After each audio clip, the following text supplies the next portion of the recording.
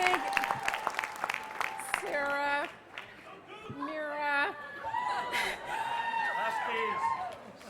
Thank you so much. You know, this is what it's always been about for me. My children and my grandchildren, my family who's behind me, and families just like mine all across the state.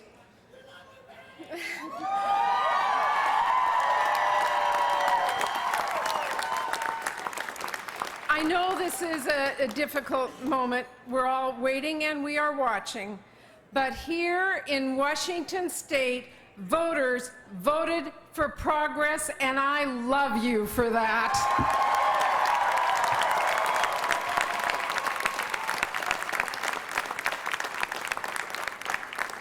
Just a few minutes ago, Chris Vance called me to congratulate me on winning this race.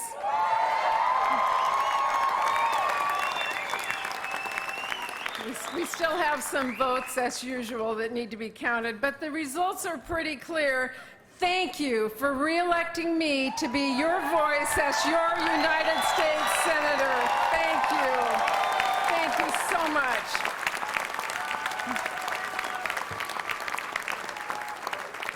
And I do want to thank Chris Vance for his commitment to public service and for standing up and waging a strong campaign and fighting for what he believes in.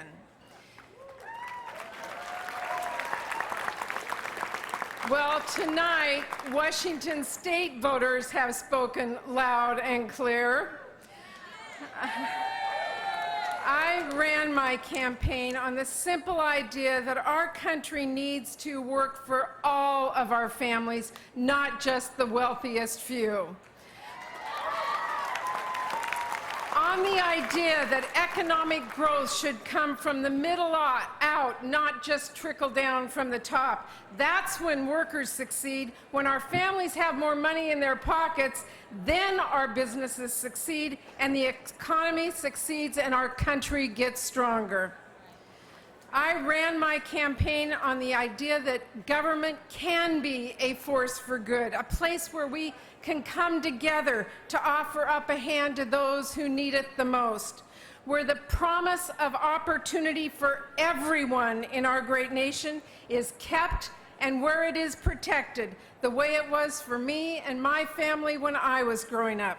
That's what I've always fought for as your U.S. Senator. It's how I ran my campaign, and it is what Washington State voted for tonight.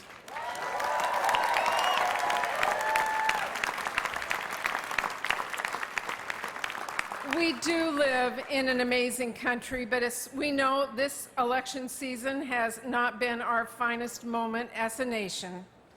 But I know this is not who we are. We are better than this.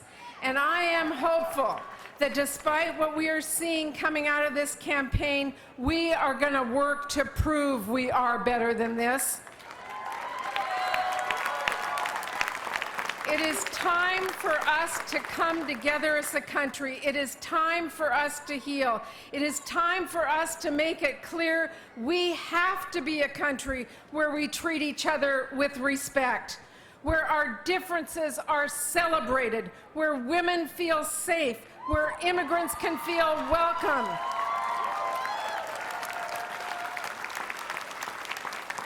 Where our veterans and our service members are supported.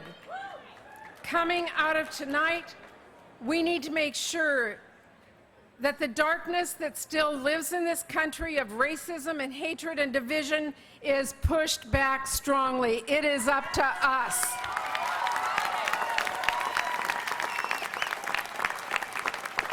We have got to work together now to find common ground and focus our energy on tackling the real challenges that lie on ahead, on what unites us as Americans, not as what divides us.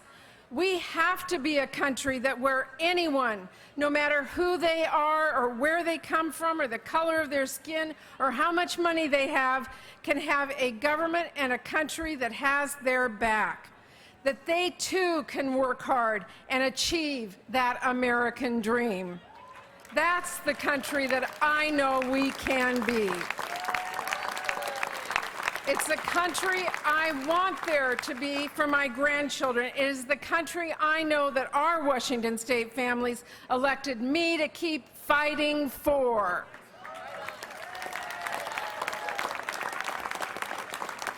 As many of you know, that is exactly what got me into politics many years ago, to be the voice for families that too often feel like they aren't being heard, to tell the stories of those who feel like they are left out, and to make sure families like mine and like yours have a seat at the table. You know, you all remember when I was told I couldn't make a difference because I was just a mom in tennis shoes?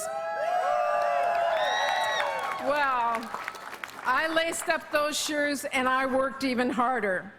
And when I turned on my television and I saw Clarence Thomas hearings and didn't see a single woman in the United States Senate, I didn't see a single person asking the questions I would have asked, I decided then and there I was going to run for the United States Senate and be that voice myself.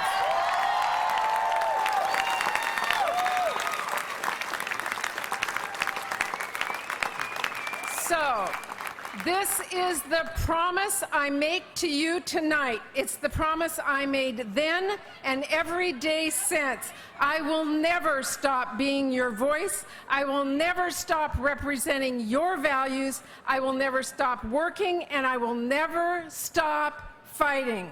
For the moms in tennis shoes or heels or work boots, for dads and granddads, for our veterans, our service members, our families, our kids, and all of you, no matter what kind of shoes you wear.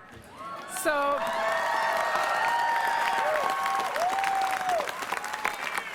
thank you. Thank you so much for giving me your vote of confidence. You know I got a lot of work ahead of me back there. I'm ready. We're going to take them on. We're going to take them on. Now, let me just say, thank you.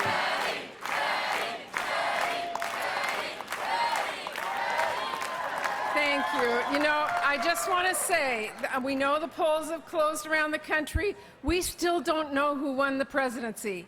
I am still hoping that Democrats can prevail because there is so much at stake in this election for families, for women, for our entire country. And like all of you, I'm watching, I'm waiting, I'm hoping, but no matter what, I want you to know that this election has made it clear that voters are demanding action. And I'm going to go back to work. I'm going to fight for all of you, and we are going to keep working to make this country better. That's what we all have to continue to focus on. Thank you so much. Thank you for being here.